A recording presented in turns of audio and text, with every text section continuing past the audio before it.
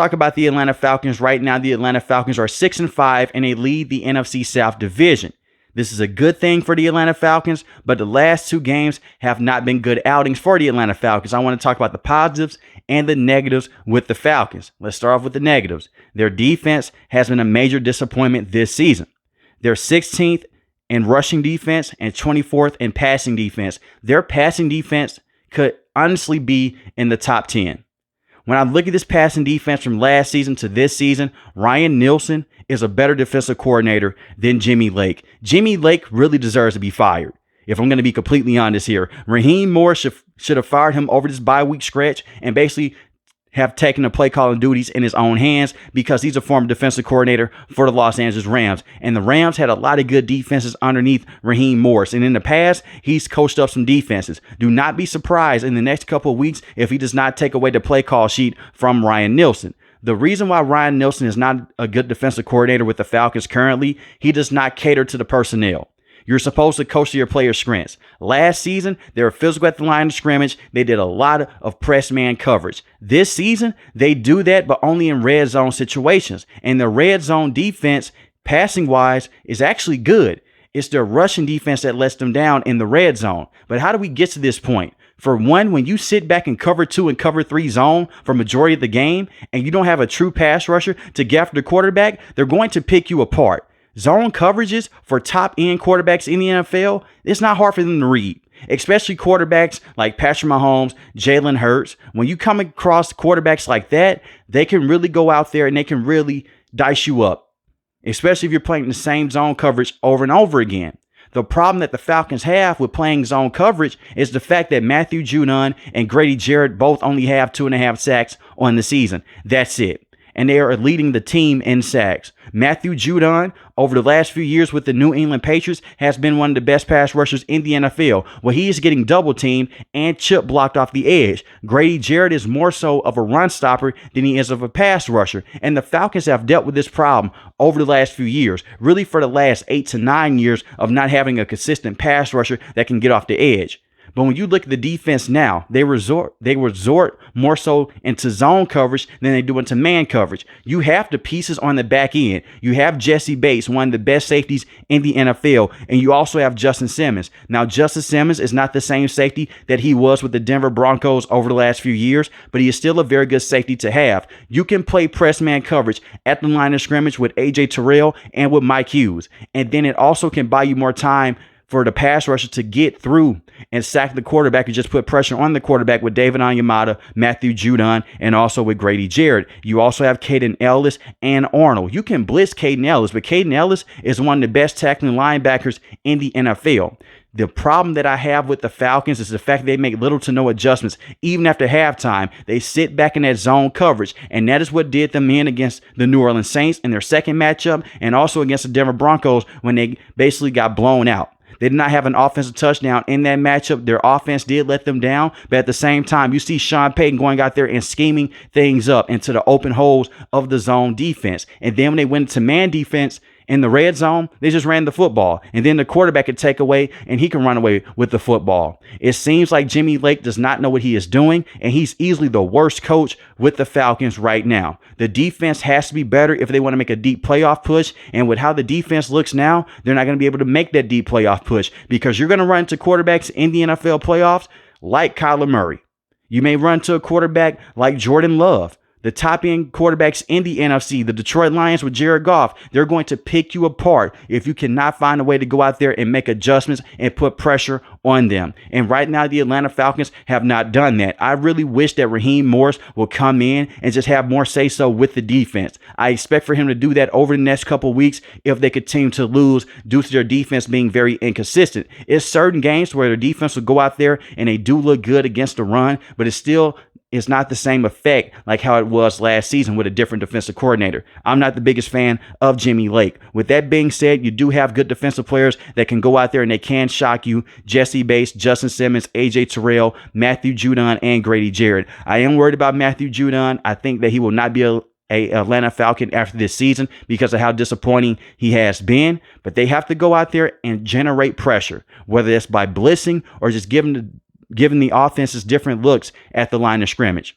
That's one of the negatives with their defense. Their linebackers can tackle in space. I'll say that. Like I mentioned before, Caden Ellis, very good tackler. Arnold, very good coming off the edge and sealing the run. And Lorenzo Carter. So you have players that can go out there and stop the run here and there. It's just not on a consistent basis due to bad play calling and the fact that you don't have a dominant presence up front that is going to go out there and even swim through double teams majority of the time. Matthew Judon is just not the same guy. And that's unfortunate. The positives with the Atlanta Falcons, their offense is insane. Kirk Cousins is one of the better quarterbacks in the NFL.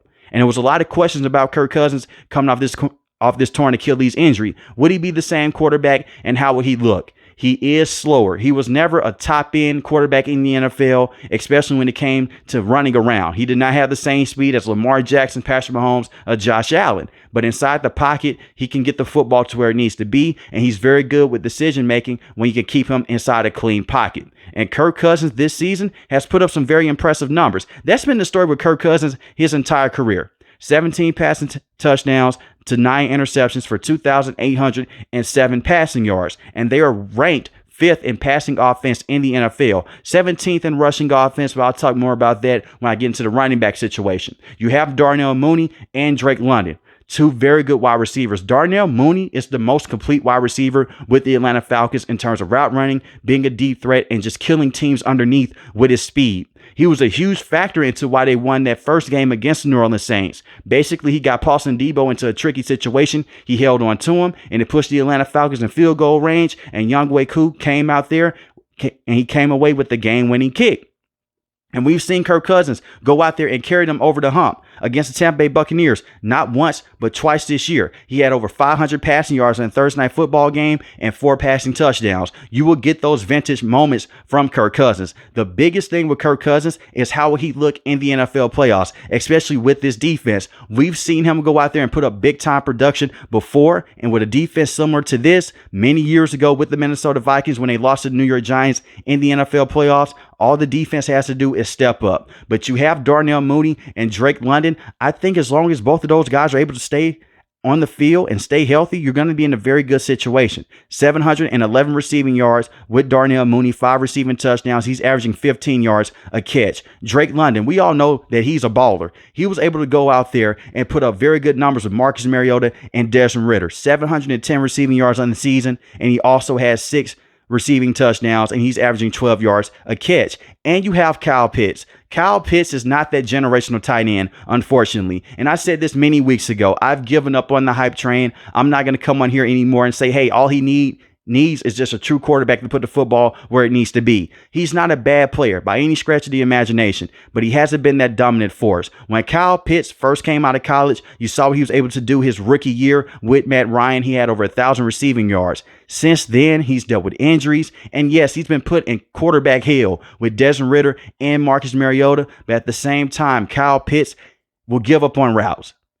And he will not go out there and try majority of the time. And he's not the best blocker to have at the tight end position. And he's not a red zone machine either. You would think that a guy that has the body type that he has, he's 6'6", 250 pounds, you would think that he would go out there and be a red zone machine. Only has 3 receiving touchdowns on the season, 494 receiving yards. He's averaging 14 yards a catch. Not a bad player. He's really a very good tight end, but it's the expectation that he had coming outside of college. I'm not saying that he's a bust, but he did not live up to potential, unfortunately. But he's not a bad player. And in certain one-on-one situations, he will go out there and have major plays like how he had against the Tampa Bay Buccaneers and against the New Orleans Saints and against the Steelers in the red zone. It's just not as consistent. He'll have one game when he has 3 catches, 56 receiving yards, and possibly a touchdown. The next game, he'll have 1 catch for only 12 yards. He has to be more consistent. That's my only beef with Kyle Pitts right now. As far as the offensive line, I like the offensive line. They're very underrated from left to right tackle, especially with big Chris Lindstrom at the right guard position. You have Caleb at the right tackle position, Matthew left guard position, and Jake Matthews, who has been in the NFL forever at this point, still holding things down at the left tackle position. As long as they can keep Kirk Cousins upright and they can protect him from the blitz and they can scheme guys open, and Coach Robinson has been better at that, especially in the last few weeks than he was at the beginning of the season, you're going to be fine. and I look at the running game, Bijan Robinson has been very good this year. He's an underrated running back. You really don't hear much about Bijan Robinson. He's having a quiet season, but it's a very good season that's going underneath the radar. 783 rushing yards on the year. That's the sixth most in the NFL, with 6 rushing touchdowns, and he's averaging 5 yards a carry. Tyler Algier, who was a very good counterpart to have alongside Bijan Robinson, 430 rushing yards on the year, 2 rushing touchdowns, and he's averaging 5 yards a carry. He's more so the in-between the tackles running back, while Bijan Robinson is a freak of nature. He has the getaway speed, and you could dump the football down to him. Over the last few weeks, Coach Robinson has done a better job of using both running backs. And I also want to talk about this. The Falcons could have easily won 2 more games this year, or even 3 more games. I mentioned the game against the New Orleans Saints, the second game, where Younghoe Koo missed a lot of field goal attempts, and he had a field goal attempt that was blocked. But just a couple weeks before, he won them that game. So how much pressure can you really put on him? The red zone offense let them down against New Orleans Saints, and give them credit for taking care of business against the Atlanta Falcons. It just sucks to see them go out there and lose to the Saints after you took care of business against the Tampa Bay Buccaneers and the Carolina Panthers. You could have went out there and possibly swept this division, but unfortunately that's not going to happen. But at the end of the day, you still have a sustainable lead over the New Orleans Saints and the Carolina Panthers and the Tampa Bay Buccaneers, even though they're just 2 games from behind. Another game that they could have possibly won this year was against the Steelers. Just a dumb game plan by Coach Robinson in week 1. They kept Kirk Cousins in pistol for majority of the game, which gave TJ Watt and Alex Highsmith free range to basically punch Kirk Cousins in his face over and over again. And the offensive line did not help him out in that matchup. They lost to a team that only kicked field goals. The Falcons lost that game 18-10. That was one of the rare games this year to where the defense did everything they could to will over the offense, but they were not able to figure things out. I understand it was week 1. A lot of weird things happened in week 1, but small things like that, you have to be able to come out on the other side if you want to make a deep playoff push. Against the Philadelphia Eagles, a very good game. Kirk Cousins was perfect on the last drive. They came from behind, and he put them into a very good situation, and they won that game against one of the best teams in the NFL currently. Granted, it was week 2. I understand that's a long time ago, but it did happen. So the Atlanta Falcons have lost a lot of close games this season, and they've won a lot of close games. And I also look at this game in particular against the Kansas City Chiefs. They lost this game 22-17. It was a blatant pass interference call that the referees missed on Kyle Pitts. If they called that, they would place the Falcons on the 1-yard line, and they could run the football in with Tyler Algier or Bijan Robinson. They were not going to do a quarterback sneak with Kirk Cousins because they rarely do that in general. We're talking about just a couple plays away. They're just a few plays away from being an elite level team in the NFC. Their defense right now is holding them back over the last 2 weeks, but we're talking about a different conversation if the kicker goes out there and he makes his field goals against New Orleans Saints. We're just talking about the bad loss against the Denver Broncos. And look, bad losses are going to happen. They had a horrible loss against the Seattle Seahawks earlier this year also. Those type of things are going to happen. But how do you bounce back the next week? And can you go out there and continue to make adjustments on the fly? Right now, it's a lot of pressure on Coach Raheem Morris to get this team to the NFL playoffs. That is why Arthur Blank went out there and brought in Kirk Cousins. That's why he brought in Raheem Morris to elevate the talent on the offensive end, but also on the defensive end as well. The Tampa Bay Buccaneers have ran this division over the last few years, and the Atlanta Falcons have went 7-10, 7-10, 7-10. Right now, you're 6-5. All you have to do is to go out there and win 4 more games on the year, and that should be good enough to get you into the NFL playoffs. And if when they go against the Minnesota Vikings and when they go against the Los Angeles Chargers, if you're a Falcons fan, don't mark them off as just losses. Those are very important games to see how this team's going to come out swinging, especially against the Los Angeles Chargers off this bye week. They should be better prepared. They should be more focused, and they should be able to make more adjustments, because if they can't, that's a telltale sign of what the Falcons will be for the rest of the year and how they look in the NFL playoffs. And they have to take care of business. A few weeks ago against the Dallas Cowboys, they had a very good win, but you were supposed to go out there and really stomp on the Dallas Cowboys. They had a very dominant win, but not on the box score. Run up the score on the teams like how the Detroit Lions are doing, because you could have easily let the Dallas Cowboys come back into that matchup. Granted, Dak Prescott went down, but you do not want to play with your competition. Go out there, take care of business, especially with a quarterback like Kirk Cousins and the talent that you have on the offensive end.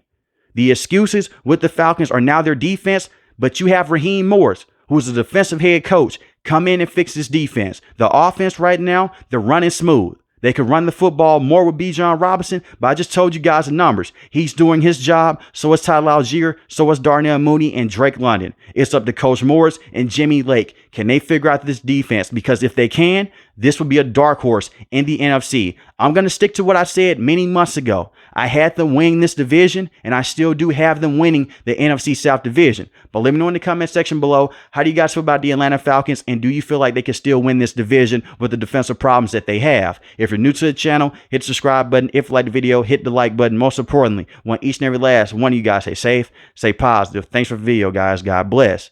Peace.